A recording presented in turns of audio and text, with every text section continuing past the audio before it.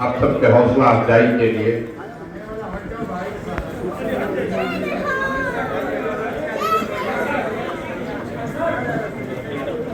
अभी सज्जन बता रहे थे पहले वक्ता कि आरजेडी के लीडर गली गली घूम रहे। ये खबर नहीं, खबर ये है कि किसी जाति बिरादरी का कोई ऐसा नेता नहीं बचा है जो गली गली घर घर नहीं घूम रहा है। मुसलमान घूम रहे हैं तो ये कोई थोड़ी खबर है। खबर ये है, मुझे किसी यादव लीडर ने फोन किया, बोला भैया 2 दिन से नित्यानंद राय जी घर पर आ रहे हैं, बड़ा दबाव बना रहे हैं, क्या करें। हमने कहा भाई मजा लो, कल तक वार्ड का नेता नहीं आता था, केंद्रीय मंत्री 2 दिन से आ रहा है। ये जमहूरियत की ताकत है, ये जमहूरियत की ताकत है।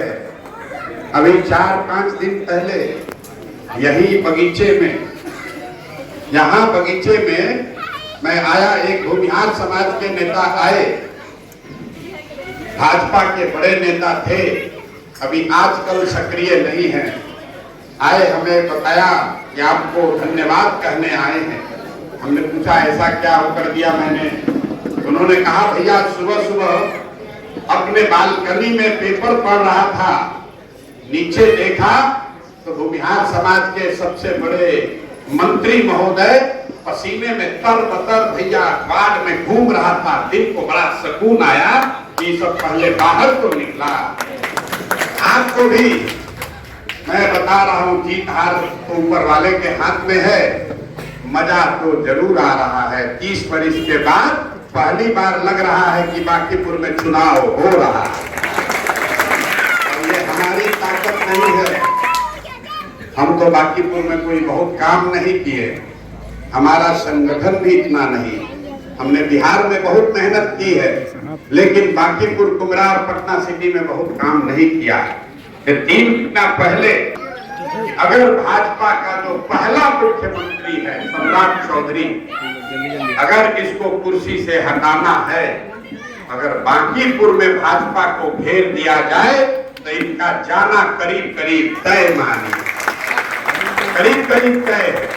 और इस आदमी का हटना क्यों जरूरी है ये समझिए, सिर्फ मुसलमानों के नजरिए से नहीं, आपसे ज्यादा हिंदू समाज के लोग, भाजपा के अपने वोटर समर्थक अपनी पूरी ताकत लगाए हुए हैं कि किसी तरह इस आदमी से छुटकारा मिले, क्योंकि ये आदमी अपराधी प्रवृत्ति, इस आदमी ने अपराध किया, 7 लोगों की हत्या में जेल काट के आया।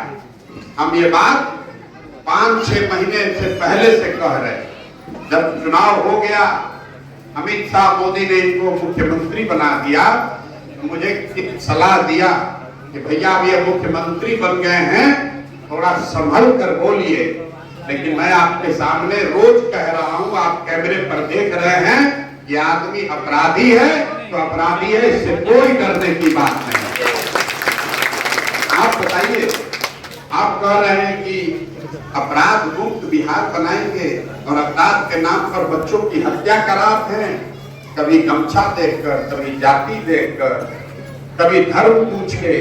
अगर आप लोगों की हत्या करा रहे हैं और आप ये कह रहे हैं कि ये अपराधी थे, तो मैं कह रहा हूं कि आपसे बड़ा अपराधी इस राज्य में कौन है? आपसे बड़ा अपराधी कौन है? और अगर ये बात यहाँ बांकीपुर में इनको घेर दिया जाए तो लिख कर रखिए, जो मेरी राजनीतिक समझ है, ये सिर्फ ये साधारण सीट नहीं है, ये भाजपा के राष्ट्रीय अध्यक्ष का सीट है, ये भाजपा का मुख्यमंत्री बिहार में बनने के बाद पहली बार हो रहा कोई चुनाव है। अगर यहाँ भाजपा हारी तो जैसे आपने कहानी सुनी है, चौसा में जैसे हुमायूं को शेर शाह ने घेर के हरा दिया तो सल्तनत दिल्ली की हिली, इसी तरीके से अगर बांकीपुर में हम लोगों ने इनको घेर के हरा दिया तो वो खबर यहाँ से लेकर दिल्ली तक हिलेगा। वरना जो लोग हमको जानते हैं, हमको विधायक सांसद बनने में कोई रुचि नहीं। अगर विधायक सांसद बनना होता बहुत पहले बन गए हो। हम विधायक का चुनाव नहीं लड़ रहे, ये भाजपा के पहले मुख्यमंत्री को यहाँ उठाकर पटकने का लड़ाई है। उस भाजपा के राष्ट्रीय अध्यक्ष को हराने का चुनाव है, जो चुनाव वो पिछले 30-35 साल से नहीं हारे। तो जो यहाँ मुसलमान साथी आए हैं, मैं आपसे कोई लंबी चौड़ी तकरीर नहीं करूंगा। 3 साल से हम आपको समझा रहे हैं, आप समझे नहीं, आप MY में फंसे रहे, उसका कोई उपाय नहीं है, लेकिन आपका कोई दोस्त भी नहीं। भाई इतना ये समाज डरा हुआ है कि आप कोई नया प्रयोग नहीं कर सकते। आप नया प्रयोग क्यों नहीं करते? आपके सामने चीज दिखती है, लेकिन आप नया प्रयोग ये इसलिए नहीं करते हैं कि आपके मन में डर है कि नया प्रयोग करने जाएंगे, ऐसा ना हो कि भाजपा चली आए। तो मेरे भाई, खुदा ने, ऊपर वाले ने ऐसी व्यवस्था बना दी है कि इस बार वोट करते समय वो डर आपके मन में नहीं है।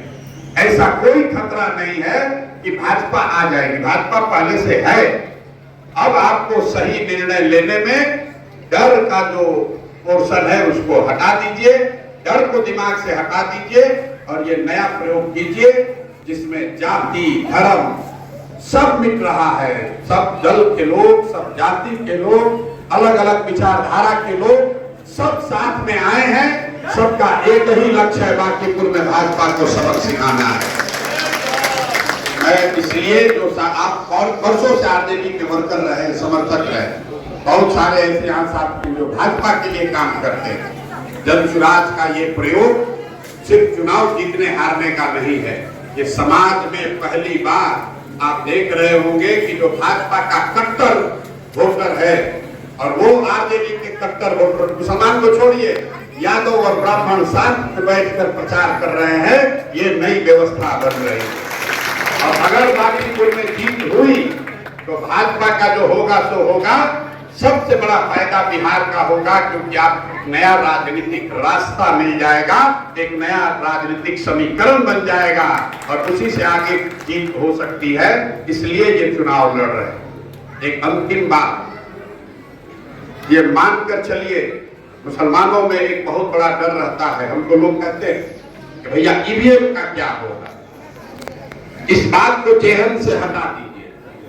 इसलिए नहीं कि हमारे पास कोई ईवीएम को लेकर प्रमाण है, इसलिए कि आप ये समझिए, अगर आपके और आपके बच्चों के दिमाग में बात बैठ जाए कि ईवीएम की वजह से लोग चुनाव जीत रहे हैं, तो धीरे धीरे लोग वोट करने ही जीत जाएंगे। आपके दिमाग में बैठ जाएगा कि हम वोट देने का फायदा क्या है, ईवीएम पहले से मैनिपुलेटेड है। तो मेरे भाई, आप जमहूरियत में आपके पास दूसरा कोई रास्ता नहीं है। अगर 1 मिनट को मान भी ले कि ईवीएम मैनिपुलेटेड है, तो भी आपको जाकर इतना वोट देना है उस मैनिपुलेशन से भी ज्यादा मार्जिन हो। तो मैं आप साथियों से यही आग्रह करूंगा और आपसे वादा कर रहा हूं, आप देख लीजिएगा जब रिजल्ट आएगा, जो मुसलमानों का यहाँ वोट है, आप अपना वोट खाली मार्जिन बढ़ाने के लिए दीजिए। जीत कर तो भाजपा के जो वोटर है वही हमको जिता रहे हैं और आपकी जिम्मेवारी है कि जीत 10-20 हजार से न हो, क्योंकि 15-20 हजार वोट तो ईवीएम का लीजिए, एडमिनिस्ट्रेशन का लीजिए, उनका है, SIR का है, वोट मैनिपुलेशन का है, एडमिनिस्ट्रेशन का है, सेंट्रल फोर्स का है, हर बूथ पर 50-60-100 वोट तो उनका है ही। तो आप ये मानकर चलिए कि अगर 20 हजार से जीतेंगे तो आप चुनाव हार जाएंगे। तो चुनाव जिताने की जिम्मेवारी मुसलमानों की इस नजरिए से है कि वोट जो हिंदू हैं वो हमको अब जिता देंगे 10 हजार 15 हजार से, लेकिन आपको सुनिश्चित करना है कि वो 50 हजार हो, किसी कोई ईवीएम कोई एडमिनिस्ट्रेशन को पलट नहीं सके। इतनी जिम्मेवारी लीजिए। और एक अंतिम दरखास्त आपसे कर रहे हैं, मुसलमान एकजुट होकर वोट देगा, मुझे मालूम है, आपकी आंख में दिखता है, लोग हाथ पकड़ते हैं तो मुझे वो फील होता है, उसको पहली बार आशा की किरण दिख रही है कि 30 बरस में बांकीपुर में इनको हराया जा सकता है। एक ही खतरा, एक ही खतरा ये है, ये नहीं है कि मुसलमान वोट करने निकलेगा नहीं। आप जहां आबादी आपकी ज्यादा है वहां आपके नेता भी कई लोग, हर मोहल्ले में 4, 5, 6, 7 नेता हैं, वो आपस में वार्ड का चुनाव लड़ते हैं, अलग अलग दल अलग अलग नेता को फॉलो करते हैं। एक के साथ एक जो हमारे साथ मंच में बैठा तो 2 आदमी नाराज हो जाते। उसको ये समझाने की जरूरत है कि मेरे भाई ये मोहल्ले का चुनाव नहीं है, ये सब्जी बाग का चुनाव नहीं है, ये बांकीपुर का भी चुनाव नहीं है, ये बिहार और देश की राजनीति को नई दिशा देने का चुनाव है। इसलिए आपस की खींचतान में राजनीतिक लड़ाई में वो नुकसान न हो जाए। कई लोग मैं जानता हूं जो लोग हमारे साथ यहाँ पहले दिन से चल रहे थे, जैसे जैसे कारवां बढ़ा है और लोग जुटते जा रहे हैं, तो पहले जो जुड़ा हुआ था उसका ये दावा है कि भैया हम आपको लेकर आए थे, अब दूसरे को क्यों बैठा रहे। मेरे भाई जब तक सब नहीं जुड़ेंगे तब तक बात नहीं बनेगी। तो जितने यहाँ मुस्लिम समाज के बुजुर्ग दानिश्वर बैठे हुए हैं, मेरा आपसे आग्रह है उन लोगों को साथ में बैठाइए, उनको बताइए भैया ये वार्ड का चुनाव नहीं है, आपस की लड़ाई को किनारे करें, कंफ्यूजन न पैदा करें। अगर आप वोट कम करेंगे, किसी भी तरीके से वोट बटा, तो मैं जो आपको कह रहा हूँ 10-15 हजार की जीत सब प्रशासन उसको उलट के हार में बदल देगा। आपको एक भी वोट गलत नहीं करना है। तो मेरा आपसे यही आग्रह है। बाकी 3 तारीख के बाद मिलेंगे। मैं हमेशा कहता हूँ मुसलमानों को भी और हिंदुओं को भी कि आप मेरे कथनी पर नहीं मेरे करनी पर जाइए। 2 साल से मुसलमानों ने हर तरह के सवाल हमसे पूछे। किसी ने कहा भाजपा के बी टीम है, किसी ने कहा अरे तो भाजपा का मदद करने आए हैं। मेरे भाई आपने हमको नहीं कहा यहाँ लड़ने के लिए। आज आप देखिए मैं जो कहा मैंने कहा उसको छोड़िए, मैं क्या कर रहा हूँ देखिए। बांकीपुर में किसी कमाई दलाल का हिम्मत नहीं है कि भाजपा के अध्यक्ष के सामने खड़ा हो जाए। खड़े हुए तो अगर मैं सही हूँ अपने आप सत्य को किसी से डरने की जरूरत नहीं है। आज नहीं तो कल आपको अपने आप दिखेगा कि मैं क्या कर रहा हूँ और क्या करना चाहता हूँ। तो हम यहाँ खड़े हैं, आप मदद कीजिए। अगर मदद आप नहीं भी करेंगे तो भी मेरा कोई शिकवा शिकायत नहीं है। हम लोग अपनी ताकत से पूरी तरीके से लगे हुए हैं। मेरा विश्वास है कि आप इस मौके को हाथ से निकलने नहीं देंगे। अपनी छोटी छोटी मतभेदों को इस जीत के बीच में नहीं लाएंगे। ये हाथ में अब जीत आ गई है, ये जीत हाथ में आ गई है, सबको दिख रहा है। जितने भी राजनीतिक लोग हैं उसको दिख रहा है। अब इसको हाथ में मुट्ठी में बांधे रखना है, हाथ से छिटक ना जाए। और हाथ से तभी छिटकेगा जब आपस में लोग उलझ जाएंगे। वो न करे। मेरा आपका फिर से आपको मैं धन्यवाद कर रहा हूँ। आप आए, आपने हौसला अफजाई की, आपने विश्वास जताया है। कोई बहुत बड़ा हल्ला नहीं करना है, चुपचाप बस्ता छाप पर जाकर वोट देना है। बहुत बहुत